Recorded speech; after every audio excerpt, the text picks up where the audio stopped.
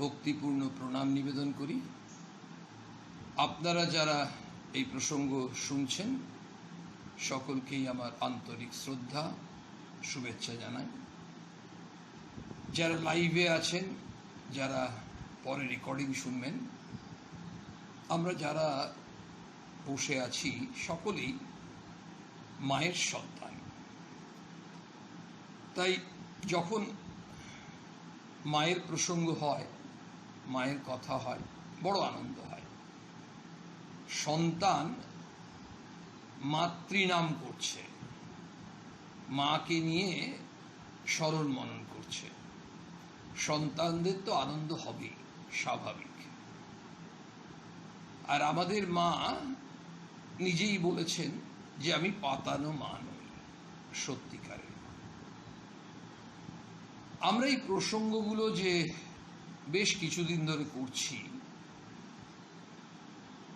আমার হয়তো তারিখটা এক্স্যাক্টলি মনে নেই, কিন্তু অনেকগুলো দিন হয়ে গেল কথামৃত পাঠ হচ্ছে, মাতৃপ্রসঙ্গ হচ্ছে, বিবেকানন্দ অনুধ্যান। অন্ডাল বিবেকানন্দ ভাব প্রচার সোসাইটি এই মহতি উদ্যোগ নিয়েছে, তার ফলে আমরা এটা করতে পারছি।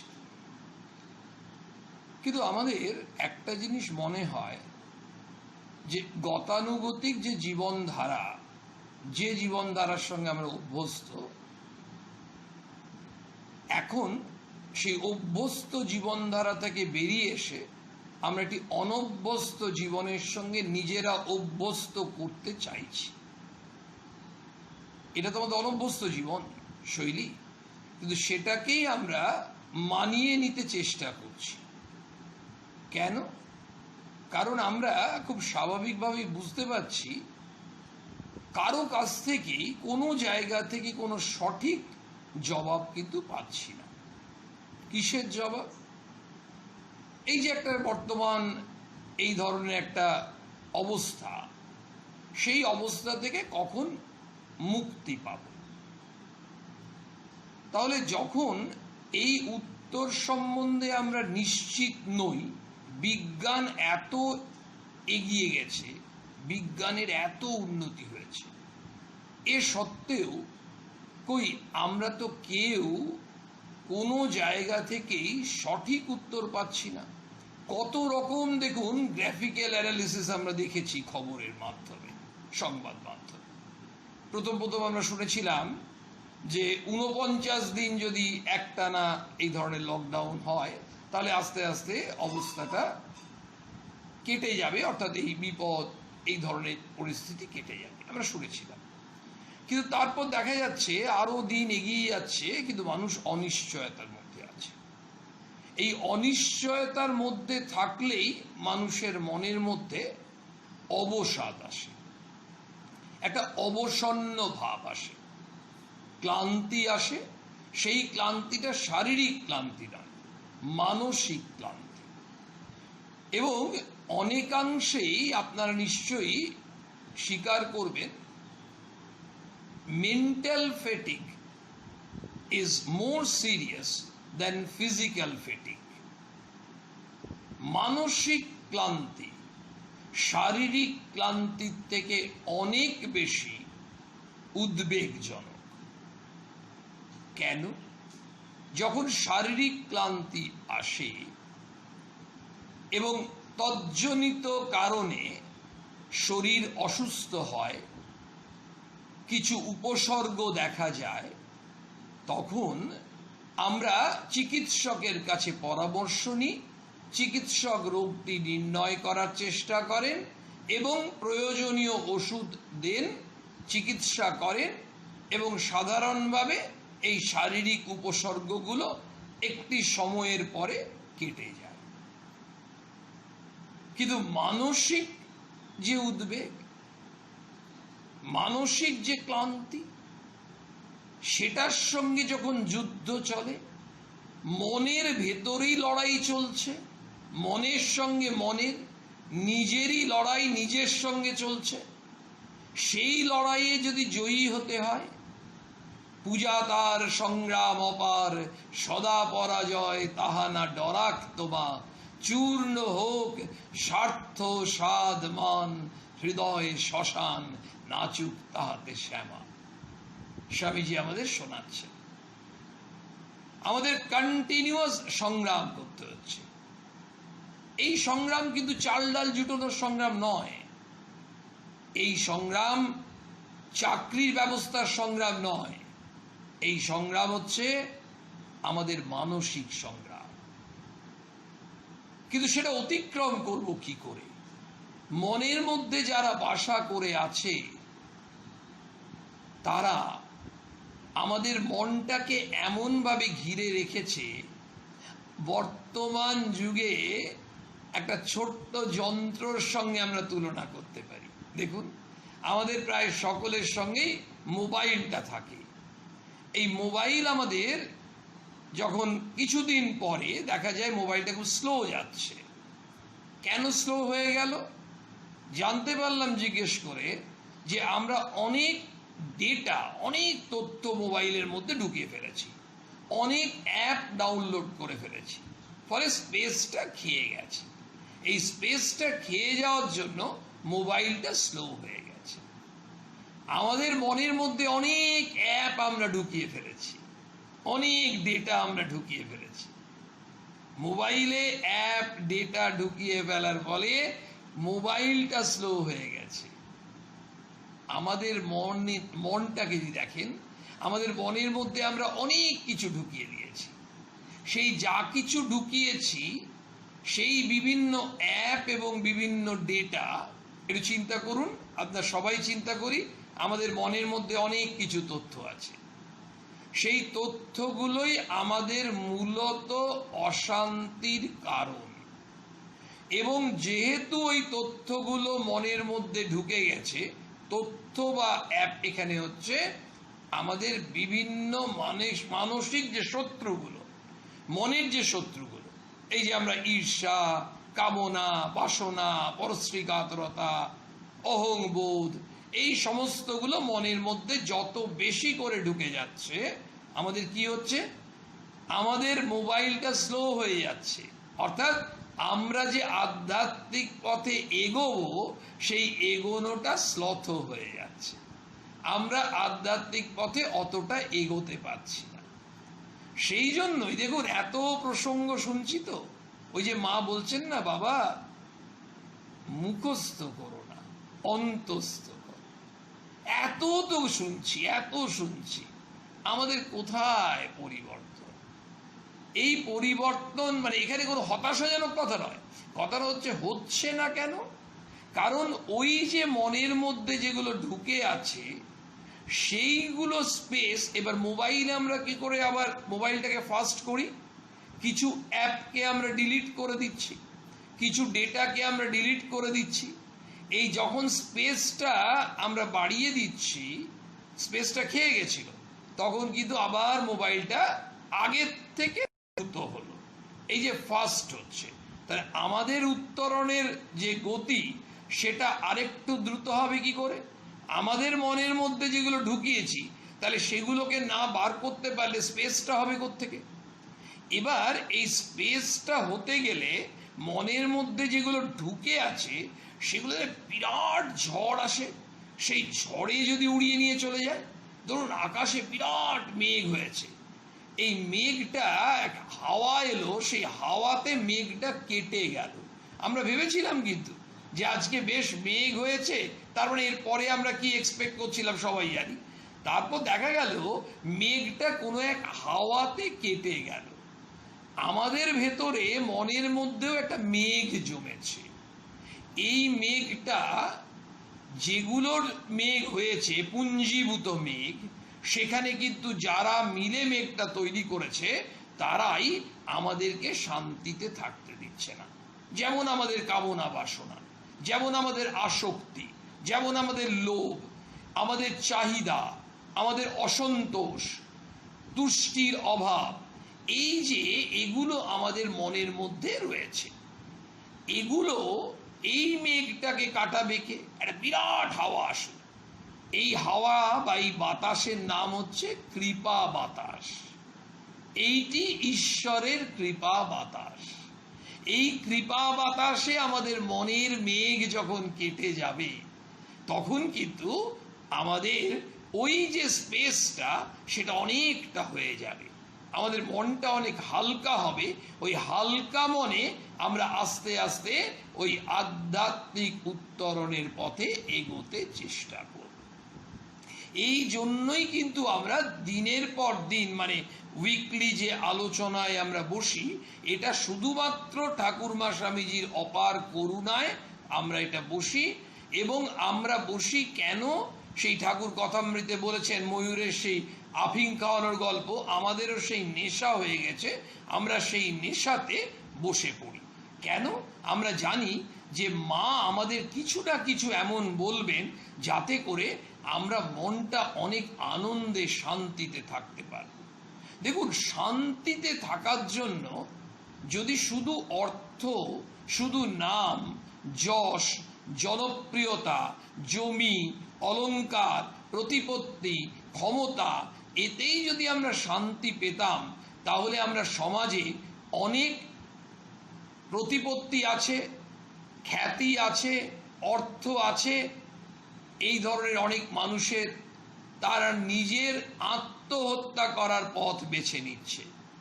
আমরা আজকেও বলিউডের এক চিত্রাভিনেতা সবাই শুনেছি, এই যে প্রখ্যাত অভিনেতা, তার তো খ্যাতি ছিল, তার তো অর্থ ছিল, তার নাম যশ সবই ছিল, এবং একসময় একাডেমিক্যালি ছাত্র হিসেবেও খুব বুদ্ধিমান ছাত্র, খুব ভালো রেজাল্ট করেছিল, প্রতিষ্ঠিত হয়েছে চিত্র জগতে, তার বিশাল খ্যাতি, কিছুই বয়স নয়।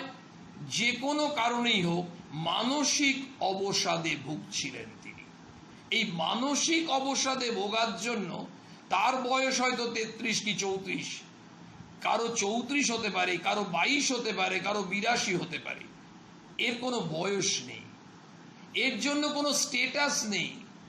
একেবারে প্রধানমন্ত্রী থেকে শুরু করে ওই রাস্তার যে সাফাই করে সেই সাফাই কর্মী, ঝাড়ুদার ভাই, তার প্রত্যেকের কিন্তু ওই মানসিক যে বিষাদ, যেখান থেকে মানুষ ওই অশান্তি জনিত এই সিদ্ধান্ত নিতে আসে।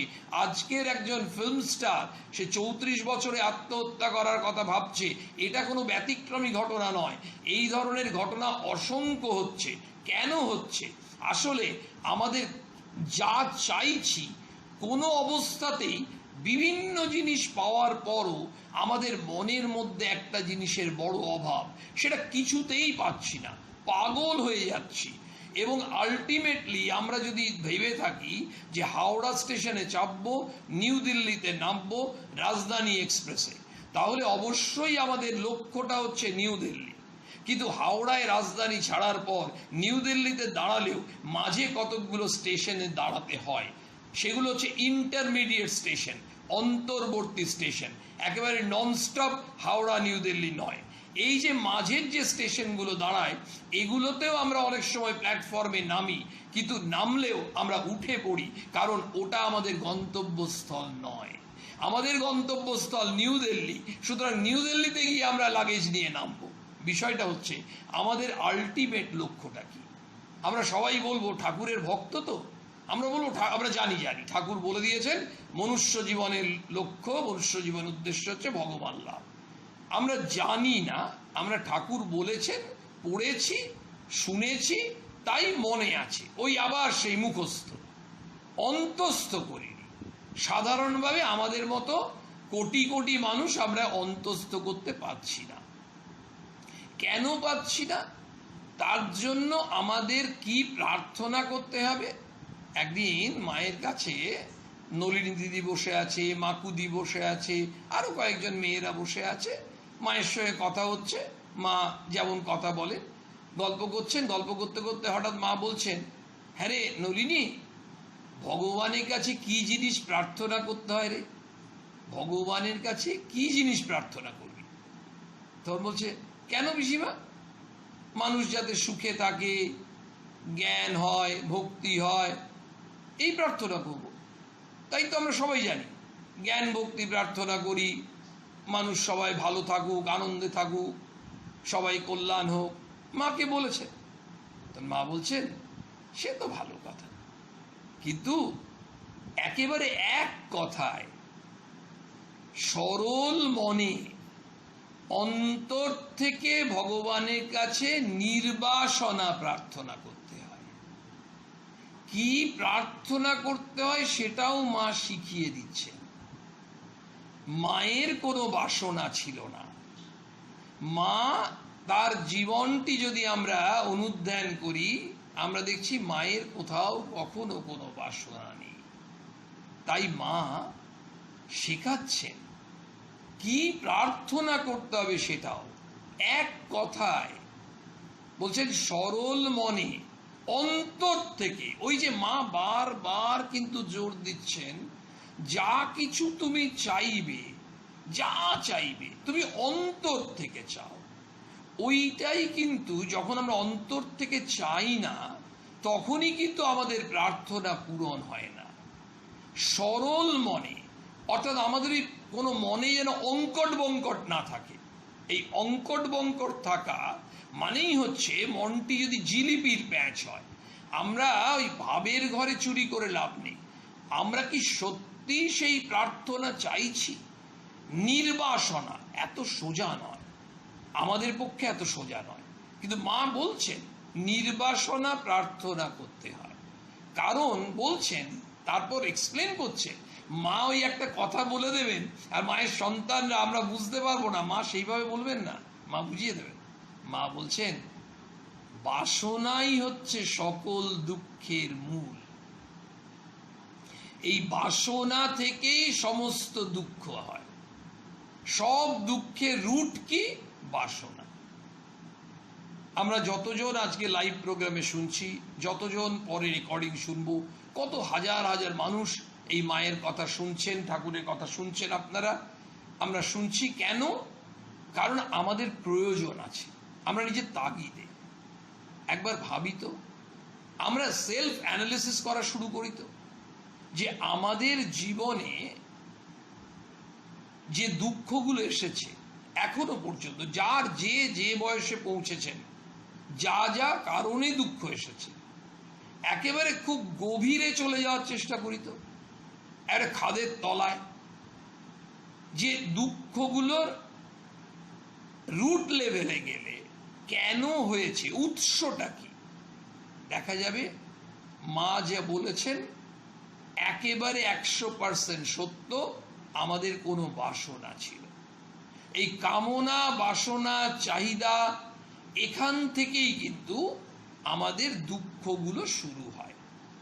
সেই জন্যই মা বললেন কি প্রার্থনা করতে হয়? নির্বাসনা। তাহলে আলটিমেটলি আমরা কিন্তু ওই ট্রেনে উঠেছিলাম একটু আগে, রাজধানী এক্সপ্রেসে, কল্পনা করেছি যে আমরা নিউ দিল্লি যাব হাওড়া থেকে, কিন্তু নিউ দিল্লি যাওয়ার আগে মাঝে অনেকগুলো স্টেশনে যেখানে ট্রেন দাঁড়িয়েছে, অনেক সময় আমরা ইচ্ছে মতো নেমেছি, কিন্তু আমরা জানি এগুলো কোনোটাই আমাদের গন্তব্যস্থল নয়। তাহলে আমাদের জীবনের গন্তব্যস্থল কোনটা? এখানে তো নিউ দিল্লি নয়। আর অন্তর্বর্তী স্টেশন কোনগুলো? এগুলো তো কানপুর, মুঘলসরাই এইভাবে নয়। তাহলে কি? অন্তর্বর্তী স্টেশনগুলো হচ্ছে একটা চাকরি পাবো, ব্যবসা করব, জীবনে প্রতিষ্ঠিত হব, টাকা পয়সা হবে, ব্যাংক ব্যালেন্স হবে, ছেলে মেয়েরা বেশ ওয়েল প্লেসড হবে, আমাদের একটু আদ্র বাড়ি জমি যাই হোক থাকবে, একটু সমাজে আমাদের লোকে খাতির করবে, নাম থাকবে, যশ থাকবে, আমাদের অন্ততপক্ষে কিছু ক্ষমতা থাকবে সমাজে, আমি বললে দুটো কথা আমার দুটো কথা লোকে শুনবে, গণ্যমান্য লোক। এগুলো হচ্ছে আমাদের ইন্টারমিডিয়েট স্টেশন। কিন্তু আমরা এই ইন্টারমিডিয়েট স্টেশনগুলোকেই আমাদের জীবনে আলটিমেট স্টেশন ধরে নিই। মানে আমরা নিউ দিল্লিটা কি সেটা আমরা জানি না, আমাদের জীবনের নিউ দিল্লি কোনটা সেটা আমরা জানি না। রাজধানী এক্সপ্রেসের টিকিট কেটেছি তো নিউ দিল্লি, ফলে আমরা জানি তো যে আমাদের নিউ দিল্লিতেই যাব, কিন্তু ওখানকার ইন্টারমিডিয়েট স্টেশনগুলো জানি, কারণ টাইম টেবিল দেখে নিয়েছি। এখানের ইন্টারমিডিয়েট স্টেশনগুলো জানি, কিন্তু আলটিমেট যে চূড়ান্ত যে জায়গাটায় গিয়ে পৌঁছতে হবে সেটা আমরা জানি না। আমাদের কাছে মনে হচ্ছে ইন্টারমিডিয়েট আর ফাইনাল স্টেশন বলে কিছু নেই। জীবনের উদ্দেশ্যটাই হচ্ছে এইগুলো যেগুলো এতক্ষণ আমরা চিন্তা করছিলাম, এবং এটাই তো স্বাভাবিক। কিন্তু এগুলোই মা আমাদের সচেতন করছে, বলছে এগুলো নিয়ে তুমি যা কিছু চিন্তা করবে, তুমি এগুলো দিয়ে জীবনের যেটা আসল দরকার সেটা কোনোদিন পাবে না, কোনোদিন পাবে না। আমরা কিন্তু রীতিমতো আগ্রহী, উৎসুক, মা আসল জীবনে কি দরকার সেটাই তো আমরা জানি না, তুমি বলে দাও না। সেই জন্যই তো আমরা বসেছি মায়ের কাছে জানতে। মা সব বলে দেবেন, মা আমাদের সব বলে দেবেন। শুধু তার সঙ্গে সঙ্গে মা বারবার বলছেন, বাবা অন্তস্থ করো, মুখস্থ করো না। রেকর্ডিং শুনি, যে কোনো প্রোগ্রাম শুনি, যাই বই পড়ি, সব আমরা গল্পের বইয়ের মতো বইগুলো পড়ে যাচ্ছি। শুধু সারাটা জীবন মায়ের একটা বাণীও যদি আমরা অনুসরণ করতে পারি। ঠাকুরমা স্বামীজির কথা আমরা শুনছি কতদিন ধরে পড়ছি, প্র্যাকটিক্যালি আমাদের নিজেদের জীবনে অ্যাপ্লাই করছি কতটুকু? বড় জিজ্ঞাসা ছিল। কেন আমরা পারছি না? কেন? কিসের অভাব? আমাদের ব্যাকুলতার অভাব, আমাদের আকুতির অভাব, আমাদের তাগিদের অভাব। যখন আমরা কোনো জিনিসের তাগিদ অনুভব করি তখন আমরা করে ছাড়ি, তার জন্য যা খাটতে হবে খাটব। এই পথটা তো খাটতে হবে। কেমন মা তো বলছেন সব সময় তুমি কাজ করো। An idol brain is Devil's workshop. অলস মস্তিষ্ক শয়তানের কারখানা। যখনই দেখবেন আমরা চুপচাপ বসে থাকি, কোনো কাজকর্ম নেই, তখন উল্টো পাল্টা চিন্তা করি। ওইখান থেকে মনটাকে সরিয়ে আনার জন্য মা আমাদের বলছেন এগুলো দরকার আছে তো। আচ্ছা, এগুলো যে আলটিমেট গোল নয়। মায়ের জীবনে আরেকটা ঘটনার কথা মনে পড়ছে। মায়ের ভাইরা একই পরিবার, কিন্তু তারা বুঝতেও পারলেন না যে তাদের দিদি কে। তারা এই যে কালী মামা, বরদা মামা, এনারা সব, তারা তো রীতিমতো তাদের অর্থের প্রতি লোভ, আসক্তি, চরম আসক্তি। মা স্বয়ং জগন্মাতা যে পরিবারে, তার ভাইরা এই অবস্থা। একবার আপনাদের মনে পড়ছে ঘটনাটা, কালী মামা, বরদা মামা, ওই শুধু একটা বেড়া, জমির বেড়াটা দিয়ে একটু এদিক ওদিক, হয়তো বেড়াটা একটু চেপে গেছে, হয় না? ওই যে একটু চেপে গেছে, ওই নিয়ে দুজনে মিলে কি বচসা, শেষে একেবারে হাতাহাতি হওয়ার উপক্রম। তখন মা কি করবেন? মা গিয়ে না একজনকে বলছে তোর অন্যায় হচ্ছে, একজনকে হাত ধরে টানছেন, শেষে মা পারছেন না। তখন আরো সেবকরা এসে সামলে দিয়েছেন। মা এসে আর পা ছড়িয়ে বসেছে, বসে হঠাৎ করে খুব হাসতে শুরু করেছে, খুব হাসছেন। আর হাসতে হাসতে বলছেন, মহামায়ার কি মায়া গো, এই অনন্ত পৃথিবীটা সবই পড়ে থাকবে, জীব এটুকু মাত্র বুঝতে পারে না।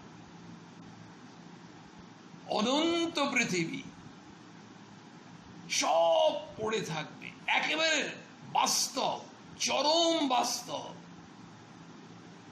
আর বাস্তব মানেই কঠোর, সেটি মা কিন্তু একেবারে বলে দিলেন। অথচ জীব এটুকু মাত্র বুঝতে পারে না। আমরা ওই এক চিলতে জমির জন্য, ওই একটা ফুলের টবের জন্য প্রতিবেশীর সঙ্গে এমন সংঘর্ষ হয়ে গেল। একটি জবা গাছ, তার হয়তো ডালটা ওই দিকে চলে গেছে, এ বাড়ির জবা গাছ ওই দিকে গেছে ডাল। ওই বাড়ি ওই ডাল থেকে যদি জবাটি প্রতিবেশী নিয়ে থাকে, এই বাড়ির যার জবা গাছ তার হয়তো রাগ হচ্ছে। আসলে সেই মায়ের চরণেই যাবে। কিন্তু ঘটনা ওই যে আমাদের মোহ, ওই জবার প্রতি মোহ, ফুলের টবটির প্রতি মোহ, ওই পাঁচিলটির প্রতি মোহ, এই যে আসক্তি, সেই জন্য মা বললেন ভগবানের কাছে কি জিনিস প্রার্থনা করতে হয়? আমরা যতই ভক্তি, জ্ঞান প্রার্থনা করি না কেন, আমাদের তো এই আসক্তি যাবে না। এই আসক্তি না গেলে আমরা নিউ দিল্লি স্টেশনে পৌঁছতেই পারবো না। আমাদের কিন্তু এবার হয়তো আর ধৈর্য হচ্ছে না, যে এখনো বারবার নিউ দিল্লি আসছে, মা আমাদের নিউ দিল্লি কখন নিয়ে যাবে।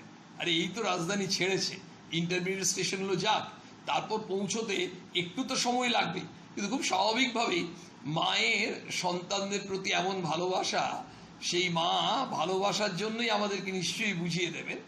আমরা দেখুন সবাই, যত মানুষ এখানে আমরা আজকে লাইভে আছি বা যত মানুষ শুনছি, আমার একটা জিনিস শুনলে খুব আনন্দ হচ্ছে প্রায়, যে হয়তো খবর পেলাম যে গতকাল মানে গত শুক্রবার আমাদের কথামৃত পাঠ হয়েছে, ধরুন আজকে এর মধ্যেই হয়তো 1000 মানুষ দেখে ফেলেছেন। এই যে এত মানুষ দেখছেন শুনছেন কেন? আসলে ঠাকুরের কথা তো, আর ঠাকুরের কথা যদি আমরা শুনি তাহলে খুব স্বাভাবিকভাবেই আর কিছু নাও আমাদের জীবন একটু একটু একটু করেও যদি খুব শ্রদ্ধভাবেও পরিবর্তন হয়, তাও তো হবে। তো আমরা সবাই বলুন তো, আমরা প্রত্যেকেই বলি না কিন্তু যে আমরা ফাউন্টেন পেন চাই, আমরা কসমেটিক্স চাই, আমরা ঘড়ি চাই, আমরা অর্নামেন্ট চাই। সবাই একই বলি না, হতে পারে না। অত্যন্ত দুস্থ মানুষ তিনি কখনো বলবেন না আমি বাটার ঘি চাই, কখনো বলবেন না। উনি বলবেন আমি মানে একটু চাল হলেই আর একটু নুন হলেই যথেষ্ট, নুন ভাত খেয়ে দেবো। কিন্তু ওই নুন ভাত যে মানুষটা চাইছে, আর একেবারে মাল্টি মিলিয়নিয়ার, একেবারে আমাদের পৃথিবীর মধ্যে সব থেকে বড় ধনী মানুষ, আপামর জনসাধারণ, হিন্দু মুসলিম খ্রিস্টান জৈন বলে নয়, পুরুষ নারী বলে নয়, ব্রাহ্মণ চণ্ডাল বলে নয়, শিক্ষিত অশিক্ষিত বলে নয়, সবাই প্রত্যেকে কিন্তু একটা সেন্টেন্স বলতেই পারে, মনে মনে নিশ্চয়ই বলছে কি, আই ওয়ান্ট পিস।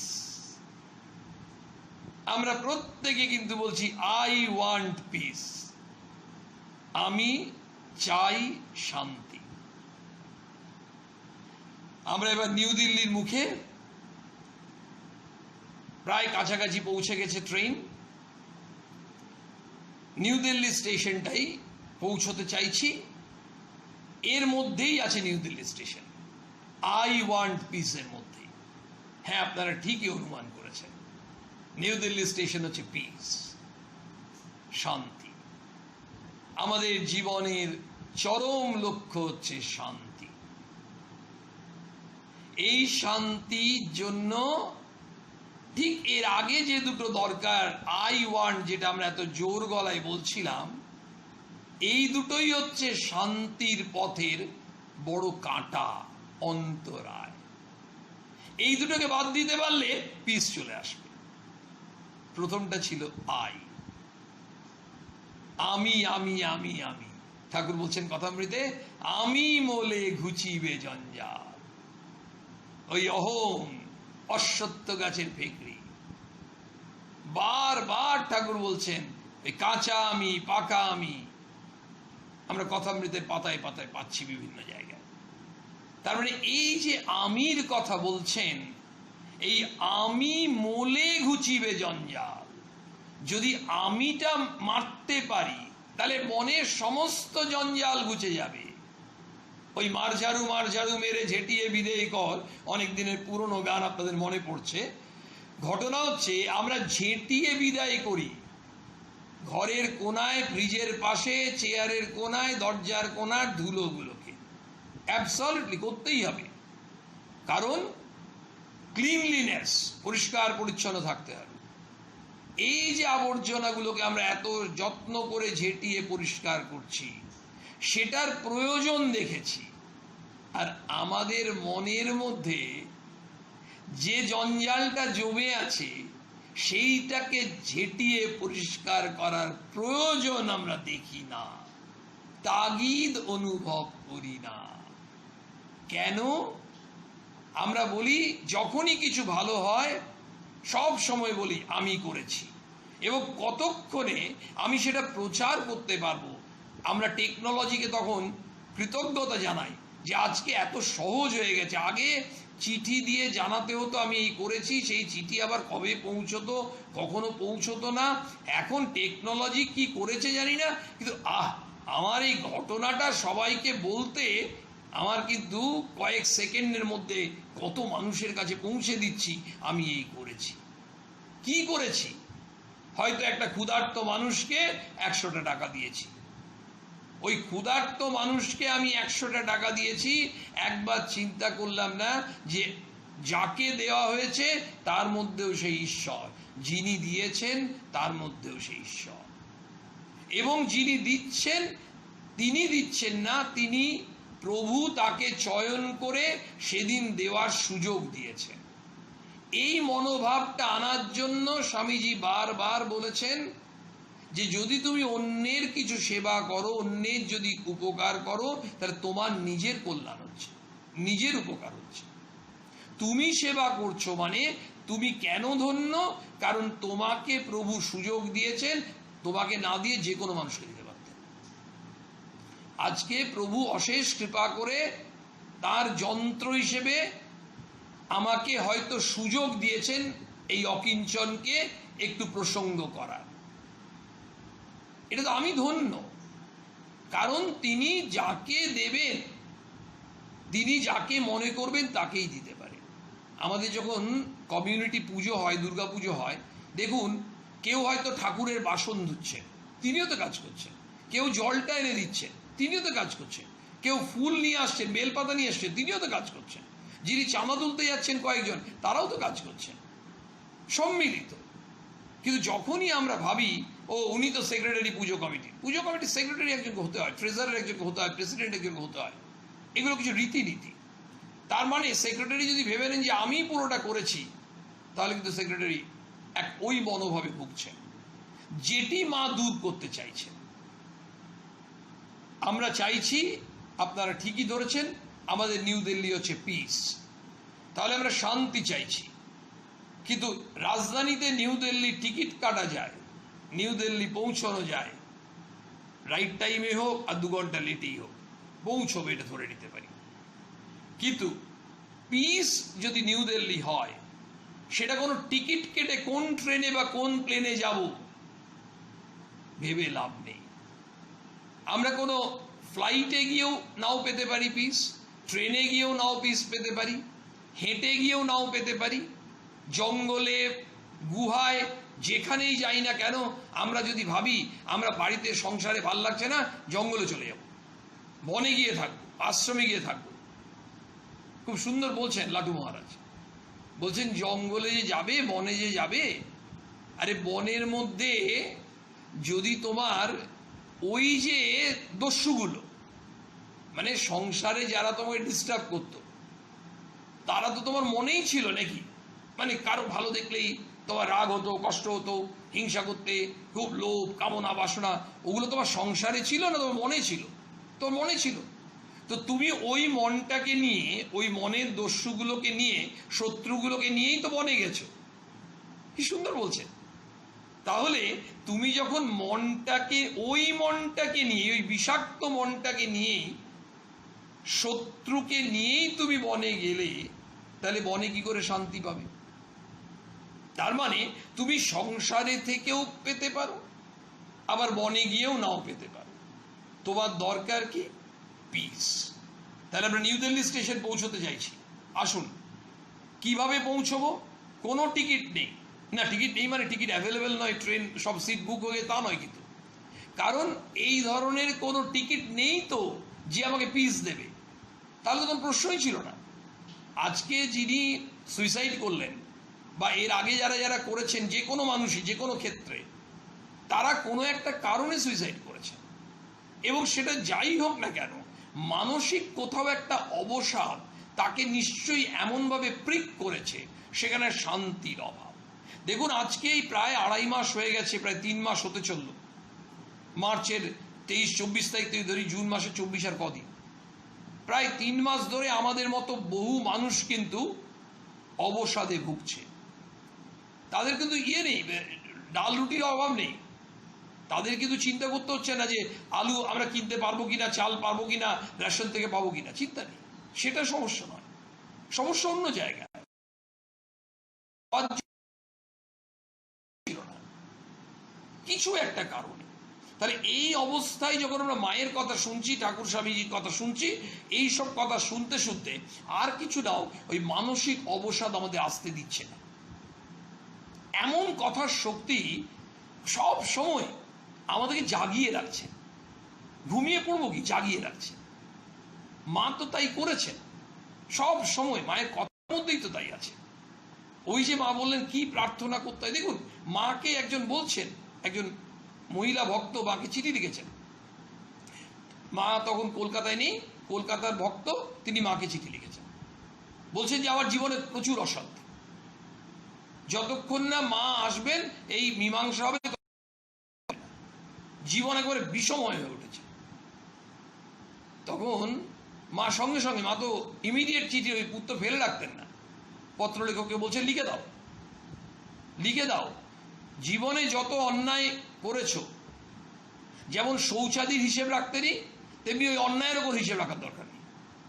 কি সুন্দর বলছে, শৌচাদির যেমন হিসেব রাখতে নেই, অন্যায় কত করেছো তারও হিসেব রাখতে নেই। এর থেকে পজিটিভ কথা আর কি হতে পারে? আমরা জীবনে অন্যায় করিনি, কেউ করিনি, হতে পারে। মায়ের কাছে কি শুনলাম, বলছে ওই অন্যায়ের হিসেব রাখার দরকার নেই। দেখুন প্রথম এবার দিল্লি পৌঁছবো, শান্তি পেতে চাইছি, ওই মহিলা ভক্ত তার মনে অশান্তি, তিনি চিঠিতে জানিয়েছেন, এবং তার ধারণা যে মা যদি যান, মায়ের দর্শন পায়, মায়ের কাছে বসে, তখনই তার মীমাংসা হবে। তারপর মা লিখছেন, চিঠিতে লিখতে বলছেন যে আমি গেলাম আর না গেলাম তাতে কি যায় আসে, তার মানে এখন তো আমরা তো ইমিডিয়েট মাকে দর্শন পাচ্ছি না, তাহলে আমাদের কি করে যাবে? কি সুন্দর মা বললেন যে আমি গেলাম আর না গেলাম তাতে কি আসে যায়, প্রভুর চরণে, ঠাকুরের চরণে সমর্পণ করে দাও, শুধু শরণাগত হও মা, শরণাগত হও, শরণাগত হও, তোমার অশান্তি কেটে যাবে। মানে আমরা অন্যায়ের, অতীতের অন্যায়ের, অতীতের ভ্রান্তির যদি অ্যাকাউন্টস, ব্যাংকের মতো ক্রেডিট ডেবিট, এই হিসেব আমাদের করার দরকার নেই। অ্যাবসলিউটলি মা বলছেন তুমি সারেন্ডার করো, মানে তুমি ঈশ্বর নির্ভর হও। আমাদের মনটাকে নিয়ে এসে বলছেন ওখান থেকে নিয়ে এসো, নিয়ে এসে ওইখানে, মানে ওখানেই শান্তিটা আছে। শান্তিটা ব্যাংকের লকারে নেই, তাহলে তো যে কেউ গিয়ে ব্যাংকের লকার থেকে শান্তি নিয়ে চলে আসতে পারত। এবং এইটা এমন জিনিস, এটা কেউ চুরি করে নিয়ে যেতে পারবে না। লকার ভাঙতে পারবে, এটিএম কাউন্টার থেকে টাকা লুট করে নিয়ে চলে যেতে পারে, অনেক কিছু হতে পারে, কিন্তু এই জিনিস তার থেকে নিয়ে যাবেটা কি করে? সম্ভব নয়, এটা অসম্ভব। কিন্তু এটা পাওয়াটাই হচ্ছে দুরূহ, এই শান্তিটা পাওয়াটাই দুরূহ। আমাদের জীবনের লক্ষ্য হচ্ছে শান্তি। কি হলো কথাটা? I want piece. আপনারা প্রত্যেকেই আমার মনে হয় মনে মনে বলেন, যদি কেউ জিজ্ঞেস করেন আপনাকে, আচ্ছা আপনি শান্তি চান, আপনি বলবেন হ্যাঁ আমি শান্তি চাই। ইংলিশে বললে বলতেই পারেন আই ওয়ান্ট পিস। এই আইটা প্রথমে পিসের একটা বড় কাঁটা। আমরা অশান্তি পাই এই আমি ভাবের জন্য, কারণ আমার যখন ওই আমি আমি আমি আমি 10 জনকে বলছি আমি এই করেছি, আমার এই কোয়ালিটি আছে, আমি যাকেই বলতে যাবো সে শুনবে কেন? কারণ এটা আমার একটা প্রবৃত্তি হয়ে যায়, এটা প্রবণতা জন্মে যায়। এই প্রবণতা থেকে আমার অন্যদেরকে একটু হীন মনে হয়। আরে ওর থেকে তো আমি কোয়ালিফিকেশনে বড়, আরে আমি তো অমুক জায়গায় ম্যানেজার, হ্যাঁ আমাদের অফিসে ও গ্রুপ ডি স্টাফ। আমরা এইভাবে অনেক সময় বলি। যাদের মনের মধ্যে অহংবোধ একটুও কমেছে তারা সে বলে ওই আমার কলিগ, আমরা অফিসে একসঙ্গে চাকরি করি। আসলে আমাদের বলার মধ্যে অদ্ভুত, মানে একজন ম্যানেজার, একজন গ্রুপ ডি স্টাফ, দুজনেই তো একই ব্যাংকে আছেন, একই অফিসে আছেন, হতে পারে তিনি এক্সিকিউটিভ। দ্য ভেরি সেইখান থেকে তো মা বার করতে চাইছে। কেন? আমাদেরই ভালোর জন্য তো। ওই চেয়ারটা সেই মানুষটা কতদিন আঁকড়ে থাকবে? যতদিন তার চাকরিটা আছে। তার চাকরিটা চলে গেলে নিশ্চয়ই তিনি ম্যাক্সিমাম বলতে পারেন এক্স ম্যানেজার, কিন্তু তার থেকে বেশি কিছু নয়। কিন্তু বিষয়টা হচ্ছে যে সেই মুহূর্তে কিন্তু আর 5 জনের মতনই, তাহলে সেটাই আগের থেকে মা অভ্যেস করতে বলছে। মানে তোমার লোকের কাছে অত শোনার দরকার নেই, তোমার চাহিদা কিসের? ওই নির্বাসনা। তাহলে আই হচ্ছে মারাত্মক বিষ, ওই জেনে শুনে বিষ করেছি পান। আমরা সবই বুঝি, সেই জন্য ঠাকুর আমাদেরকে এত এত বেশি করে বারবার বলছেন, ওই আমিটা ঘুচিয়ে দিতে চাইছেন এবং পরিষ্কার বলে দিলেন, আমি মোলে ঘুচিবে জঞ্জাল। আগে তুমি আমিটাকে মারতে হবে। ওয়ান্ট, এবারে আসছে সেকেন্ডটা ওয়ান্ট। এই দুটোকেই কিন্তু আমাদের সরাতে হবে, তাহলে পিসে পৌঁছানো যাবে। তাহলে আই ওয়ান্ট, আইটা হলো ওয়ান্ট, ডিজায়ার, কামনা, বাসনা, চাহিদা, এই চাই, ওই চাই, সেই চাই। মা বলছেন কারো কাছে কি ছিল না বাবা, বাপের কাছেও নয়। বলছেন মানে ধরা যাক মহিলাদের বলছে স্বামীর কাছেও কিছু নয়। ভগবান যখন দেবেন, ঠাকুর যখন দেবেন, ঠাকুরের দেওয়া জিনিস কখনো ফুরোয় না। মানে তোমাকে ওই আল্লাহ জব দেতা হয় ছাপ্পড় ফাড় কে দেতা হয়, একটা কথা চলে। বিষয়টা হচ্ছে ভগবান যখন দেন এমন উজাড় করে দেন, ওই আমরা বিশ্বকবির কৃপণ কবিতার মধ্যে এই ধরনের একটা আঁচ পাই। আপনাদের খুব পরিচিত কবিতা কৃপণ। ঘটনা হচ্ছে যে আমরা আসলে বুঝে উঠতে পারি না এই ওয়ানটাকে এবার মা কেন তাড়াতে চাইছেন। আইটা তো বুঝলাম যে আমি প্রভুর দাস, এই ভাবটা আমার মধ্যে যত আসবে, স্বামীজি নিজে বলছেন না, আমি শ্রীরামকৃষ্ণ দেবের যেমন জন্ম জন্মান্তরের দাস, আমি শ্রী মা সারদা দেবীরও জন্ম জন্মান্তরের দাস। ঠাকুর আর মা স্বামীজির কাছে আলাদা নয়, ঠাকুর আর মা এক।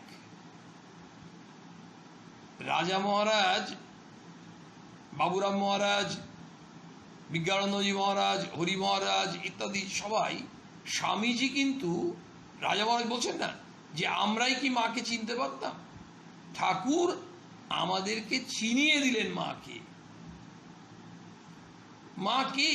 মা ঘোমটা দিয়ে সাধারণ মেয়েদের মতো থাকতেন, কিন্তু মা সাক্ষাৎ জগদম্মা। কেন ঘোমটা দিয়ে সাধারণ মেয়েদের মতো থাকতেন?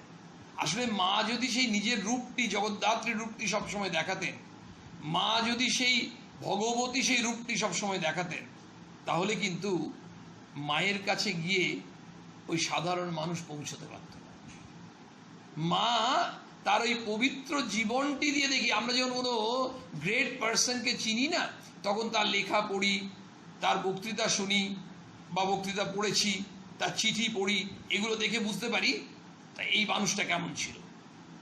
মা কিন্তু কোনো বক্তৃতা দেননি, মায়ের জীবনটাই হচ্ছে বাণী।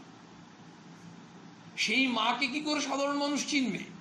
রাজা মহারাজের মতো মানুষ বলছেন যে ঘোমটা দিয়ে সাধারণ মেয়ের মতো থাকতেন, মাকে চেনা বড় শক্ত, তিনি সাক্ষাৎ জগদম্বা। ঠাকুর আমাদের না চিনিয়ে দিলে আমরাই কি চিনতে পারতাম? এই হচ্ছেন মা। অথচ সেই মা আমাদের জীবনে আজকে কোথায় পৌঁছে দেওয়ার জন্য আমরা আজকে আলোচনায় আছি। আমরা নিউ দিল্লি পৌঁছবো, কি করে পৌঁছবো তার ব্যবস্থা মা করছেন। কি আমাদের আলটিমেট গোল? কি? পিস, শান্তি। একেবারে আপনি সার্ভে করুন, যে কোনো একটা যে স্যাম্পল সার্ভে করা হয় গ্রামে শহরে যে কোনো জায়গায়, মানুষের ইন্টারভিউ নিন, দেখবেন অবধারিত সবার উত্তর আসবে শান্তি চাই। ঘরে খুব অশান্তি, ঘরে টিকতে পারছি না। অনেকে অফিস থেকে এসে বাড়ি ঢোকে না, বলে বাড়িতে ঢুকলেই অশান্তি। অনেকে বাড়ির থেকে অফিসে ঢুকতে চায় না, ওই অফিসে ঢুকলেই অশান্তি। অনেকে তাসের ক্লাবে যেতে চায় না, ছেড়ে দিয়েছে, বলছে গেলেই ক্লাবে গেলেই ঝগড়াঝাটি হয়ে যায়। তাহলে বিভিন্ন কারণে অশান্তি। এই অটাকে অপনয়ন করতে হবে। এই অটাকে যখন আমরা অপনয়ন এলিমিনেট করতে পারবো অশান্তি থেকে, তখন তো শান্তি আসবে। অনেকেই বলে তো বাচ্চা ছেলেও পারবে, অশান্তি থেকে অটা কেটে দাও। যদি এতটা সহজ হতো তাহলে তো আমাদের সারা পৃথিবী এক অন্য পৃথিবীতে কনভার্টেড হতো। আজকে পৃথিবীর যে বিভিন্ন জায়গায় যা অবস্থা, এই বর্তমানে করোনা সংক্রান্ত নয়, এমনি এমনি নর্মাল করছে। এবং আমরা প্রায়ই একটা কথা ঠিক, আমরা এই যে জীবনটা মনে হচ্ছে যে আমাদের কাছে অনভ্যস্ত ইত্যাদি, তার মধ্যেও আমরা মানিয়ে নিচ্ছি। কেন? কারণ জানি যে এই যে ফেজটা, এটা একটা ইন্টারমিডিয়েট ফেজ। ট্রেনটা একটা স্টেশনে দাঁড়ানোর কথা 10 মিনিট, 2 ঘন্টা লেট করেছে। কোনো কারণে সামনে কোনো ট্রেন ডিরেল্ড হয়েছে, সে এই ট্রেনটা ছাড়ছে না। 2 ঘন্টা কি 8 ঘন্টা কোনো স্টেশন লেট হয়ে যায়। আমাদের ঠিক এই কারণে যেন লেট হচ্ছে। এবং আমাদের এই যে সাপ্তাহিক পাঠচক্র নিয়ে একজন লিখছেন যে সাপ্তাহিক পাঠচক্র আমাদের অক্সিজেন যোগানোর একমাত্র পথ। কি সুন্দর কথা! এগুলো কিন্তু স্বতঃস্ফূর্তভাবে লিখছেন, এক একজন একইভাবে লিখছেন। এই যে বারবার ঠাকুরমা স্বামীজিকে প্রণাম জানাচ্ছেন, খুব সুন্দর লাগছে, খুব আনন্দ পাচ্ছেন, কল্যাণ হচ্ছে, কত সুন্দর করে লিখছেন। এই যে একজন লিখছেন অক্সিজেন যোগানোর একমাত্র পথ, সত্যিই তাই। এই যে অক্সিজেন, যা ছাড়া বাঁচবো না। আজকের এই ফেজে এই পাঠচক্র অন্ডাল বিবেকানন্দ ভাব প্রচার সোসাইটির একটা বিরাট সাধু উদ্যোগ, বলতেই হবে, মানতে হবে। হঠাৎ করে এই যে ব্যাপারটা তাদের মাথা থেকে এসেছে, যে ভাই বা এরা করেছেন, তাদের নিশ্চিত ঠাকুরমা স্বামীজি অপার করুণা করে তাদের অন্তরে এই সৎ ইচ্ছেটি জাগিয়েছেন। তার ফল আমরা সবাই পাচ্ছি। বিশ্বাস করুন, কত সময় এই ভক্ত সম্মেলন হয় বিভিন্ন জায়গায়, এখন কিন্তু একটা জিনিস মনে হচ্ছে হবে, সবই হবে। কিন্তু দেখুন, এক ভক্ত সম্মেলনে বাড়ির থেকে অটোতে করে হোক, রিক্সাতে করে হোক, টোটোতে করে হোক, বাসে করে হোক যেতে হয়। হয়তো ওখানে টিকিট থাকে, সেটা হয়তো সবার পক্ষে সম্ভব হয় না। একটা নির্দিষ্ট সময় থাকে, সেই সময়ের মধ্যে থাকতে হবে, তবু ওগুলো হবে, সবই হবে, সবই যেতে হবে। কিন্তু তার যে এখন বর্তমানে যেমন এই ধরনের পরিস্থিতিতে আজকে প্রযুক্তিবিদ্যার সুবাদে এই যে আমরা এই অনুদ্যানে থাকতে পারছি, এ তো মায়ের অপার করুণা, অশেষ কৃপা। তাহলে আমাদের মন থেকে মানে অহংবোধটি কাটাতে হবে। দ্বিতীয় হচ্ছে ওয়ান্ট। এই যে ওয়ান্টটা কেন? এই মা একটু আগে মায়ের প্রার্থনা শুনলাম, কি মা কি প্রার্থনা করতে বলেন? নির্বাসনা। বলছেন বাসনাই হচ্ছে সমস্ত দুঃখের মূল। তাহলে আমরা যা কিছু চাইছি, সবসময় তো চাইছি, মাকে ঠাকুর শিখিয়ে দিলেন না হাতটা কি করতে হয়, চিৎ করতে না উপর করতে, আপনারা সকলেই জানেন। তো আমরা সবসময় এই পোজে থাকি। আমরা কিন্তু দেওয়া নয়, চাওয়া। কি চাইছি? যা পাবো। অদ্ভুত। একজন কি সুন্দর লিখছেন, বাঁচার একমাত্র রাস্তা। মানে আপনাদের ভেতরটা, আমাদের ভেতরে অদ্ভুত এক পবিত্র চিন্তা জাগ্রত হচ্ছে, মা কৃপা করে জাগাচ্ছে। কিন্তু মা যে বারবার বলছেন, বাবা অন্তস্থ করো, অন্তস্থ করো, তো আমরা অন্তস্থ করতে পারবো না মা। ওই যে মা বলছেন নিশ্চয়ই, নিশ্চয়ই পারবে বাবা। সৎসঙ্গে মেশো, সৎসঙ্গে মিশলে, ভালো মানুষদের সঙ্গে মিশলে দেখবে ঈশ্বরীয় চিন্তা হয়, ভালো কথা হয়, তখন দেখবে তোমার মনটাও তো আস্তে আস্তে উত্তরণ হচ্ছে, বিবেক জাগ্রত হচ্ছে। এই যে আমরা এই আলোচনার মধ্যে থাকছি, যতদিন অ্যাটলিস্ট এই অবস্থা আছে, তারপর তো যখন এমনি নর্মাল সময় যেগুলো হয়ে থাকে, সম্মেলন হয়, সেসব তো হবেই, ঠিক আছে। কিন্তু এতৎসত্ত্বেও অসংখ্য ভক্ত জানাচ্ছেন যে এই ধরনের যে আলোচনার ব্যবস্থাটা অনলাইনে, এটা যেন চালু থাকে, এটা যেন অব্যাহত থাকে। আমরা কিছুই জানি না। মা বলছেন না, ঈশ্বরের ইচ্ছা ছাড়া তৃণটিও নড়ে না। যদি মা চান, যদি ভগবান চান, নিশ্চয়ই ঠাকুরের কাছে, মায়ের কাছে আমরা প্রার্থনা করব সবসময় যে এই ধরনের ব্যবস্থা আমাদের অব্যাহত থাকুক। তাহলে কি, আমরা এই চিন্তনটা অদ্ভুত, আমরা রেকর্ডেড থাকছি, অনেক সময় রেকর্ডটা একটু শুনতে শুনতে দেখবেন অনেকে বলছে 10 মিনিট শুনতে শুনতে আপনারা হয়তো শুয়ে পড়েছেন, মানে আমরা যে কেউ এই শুনতে শুনতে আস্তে করে এবার কিভাবে কখন যে ঘুমিয়ে পড়লাম এমনও হয়ে যায়। আমরা কোনো ভালো গান শুনতে শুনতে শুয়ে পড়ি। এগুলো যখন করি তখন আমরা ওই যে ওয়ানটাকে আমরা কিছুক্ষণের জন্য চেপে রাখছি। কেন? শান্তিতে ঘুমোতে তো হবে। তখন ঘুমোতে যাওয়ার সময় সাধে ঠাকুর বললেন, রাত দিন সংসার চিন্তার বিষয় আশয় চিন্তার মধ্যে থাকলে ঈশ্বরে মন হয় না। ওই যে এই যে সত্যিই তাই, এই গুরুদেবের কৃপা, ঠাকুরের কৃপা। আমরা বলি না জয় শ্রী গুরু মহারাজ জি কি জয়, মানে আমরা যে ঠাকুরের জয়, এই ঠাকুর এসেছেন বলেই ভগবান এসেছেন, স্বয়ং অবতীর্ণ হলেন, সঙ্গে মা এলেন, ঠাকুর নিজে বলে দিলেন মাই হচ্ছেন তার শক্তি। ষোড়শী পূজা হলো এবং মা সেই শক্তিকে ঠাকুর রেখে গেলেন কেন? জগৎ কল্যাণে। এবং বলে দিয়ে গেলেন এ আর কি করেছে, ঠাকুর নিজেকে দেখিয়ে বলেছেন এ আর কি করেছে, এর থেকে তোমাকে ঢের বেশি করতে হবে। মা করলেনও ঢের বেশি। এই যে ঢের বেশি করতে হবে, মা তো এখনো করে যাচ্ছে, নিরন্তর তো করে যাচ্ছে, আমাদেরকে আগলে রেখেছেন। এই যে আগলে রাখছেন, প্রতি মুহূর্তে রক্ষা করছেন। আমরা যদি মায়ের কাছে ঠিকভাবে সেই প্রার্থনা করি আর না করি, মা তো রক্ষা করবেনই, কিন্তু তবু প্রার্থনা, ওই যে মা বলছেন সরল মনে অন্তর থেকে প্রার্থনা করবে। কেন করব না? প্রার্থনা তো করব, কত জিনিসের জন্য চাইছি, আর মা যে প্রার্থনা শিখিয়ে দিলেন সেটা চাইব না। সেই প্রার্থনা হচ্ছে বাসনা রহিত করো। আস্তে আস্তে যাক না, যদি 100% বাসনা থাকে, যদি এই করতে করতে 90% হয়, 80% হয়, আস্তে আস্তে যতটুকুই আমাদের বাসনা কমবে, তত আমরা যেটার জন্য পাগল অন্তত পক্ষে তার পথে আমরা হাঁটা শুরু করব। আমরা পাগল, আমাদের দরকার শান্তি, একেবারে সেই শান্তি, যে শান্তি কোনো কিছু দিয়ে কেনা যাবে না, ক্ষমতা দিয়ে কেনা যাবে না, অর্থ দিয়ে কেনা যাবে না, চোখ রাঙিয়ে কেনা যাবে না। শান্তি পেতে গেলে কি করতে হবে?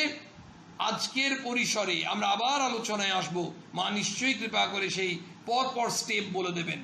আজকে আমরা যেটুকু, এই যে আমাদের কি সুন্দর লিখছেন, নির্বাসনা হওয়ার বাসনা করো, ভালো, খুব সুন্দর। অর্থাৎ আমাদের বাসনাটা একটাই হবে, মানে আমাদের কামনাটা একটাই হবে, আমাদের প্রার্থনাটা একটাই হবে। আমাদের ভেতরটা ভালো লাগছে, খুব আনন্দ হচ্ছে, আমরা যদি হতে পারি, আইটা যাবে, ওয়ানটা যাবে, এই দুটো চলে যাবে, আর আমরা পিসকে গিয়ে চুম্বন করতে পারবো। কি মনে হচ্ছে অসাধারণ, গিয়ে ওই পিস স্টেশনে গিয়ে আমরা টাচ করতে পারবো আমাদের ট্রেন। এই যে জার্নি, যতক্ষণ বেঁচে আছি আমরা ওই স্টেশনটায় পৌঁছতে চাইছি। আজকে হয়তো একটু পৌঁছলাম, আমরা আগামী দিনে নিশ্চয়ই মা কৃপা করে পৌঁছে দেবেন। আগামী দিনে পৌঁছে দেবেন মানে পৌঁছে দেওয়ার রাস্তা বলবেন, আমাদেরকে সেই রাস্তায় হাঁটার চেষ্টা করতে হবে। ওই যেমন ছোট্ট বাচ্চাটা হাঁটা শেখে, আমাদেরও হাঁটা শিখতে হবে। এই পথে কিন্তু আমরা ওই প্রি নার্সারির বাচ্চা, সেই প্রি নার্সারিতেও হয়তো এখনো ঢুকিনি, তাও হতে পারে। ওই যে 2.5 বছরের বাচ্চা ব্যাগ নিয়ে গিয়ে এখন স্কুলে ভর্তি হয়, এখনকার চল ঠিক আমাদেরও যেন ওই স্কুলে ভর্তি হতে হবে। কারণ আমাদের মধ্যে ওই দুজন এমনভাবে বসে আছে, একটা আই অহং আর একটা ওয়ান চাহিদা, কখনোই সন্তুষ্ট নই। অথচ আমরা চণ্ডীতে প্রার্থনা করি, ইয়া দেবী সর্বভূতেষু তুষ্টি রূপেণ সংস্থিতা। তো সেই তুষ্টি, আমাদের সেই সন্তোষ দরকার। আমাদের সেই সন্তুষ্টি যখন আসবে, তখন আমরা দেখা যাবে আনন্দেও আছি, অথচ অভাব থাকলেও যেন অভাব বোধ নেই। অভাব আছে কিন্তু অভাব বোধ নেই। এই যে জায়গাটা আবার অনেকের ঠিক উল্টোটা। সেই জন্য আমাদের মনের মধ্যে ওই ভাবনাটা থাকবে, হতে পারি দিন তবু নহি মোরাহীন, আর তাছাড়া আমাদের এই মনের যে কারণে আমরা হীনমন্যতায় ভুগি, সেখানে আমাদের কারোর সঙ্গে কোনো প্রতিযোগিতা নেই তো। আরে ও আমার থেকে এগিয়ে গেল, আমার কোথায় লাগবে না কোথায়, আমার তো সেভাবে কিছু আসছে না। আর আমি কিছু একটা করে ফেললাম, আমি তো কিছু করিনি, তুমি করিয়েছো। যদি ভালো করি, যেমন আমরা বলি আমি করেছি, খারাপ করার সময় বলি এ ভগবানের কি বিচার, ভগবান আমাকে এত দুঃখ কষ্ট দিচ্ছেন, আমি এত ভালো কাজ করি। আসলে সেই খানটাতেই ওই আই আর ওয়ান্ট এই দুটোকে সরিয়ে এসে ওই মাকে প্রার্থনা করব। সেই প্রার্থনা, ইয়া দেবী সর্বভূতেষু মাতৃরূপেণ সংস্থিতা, নমস্তস্যৈ নমস্তস্যৈ নমস্তস্যৈ নমো নমঃ। জয় মা।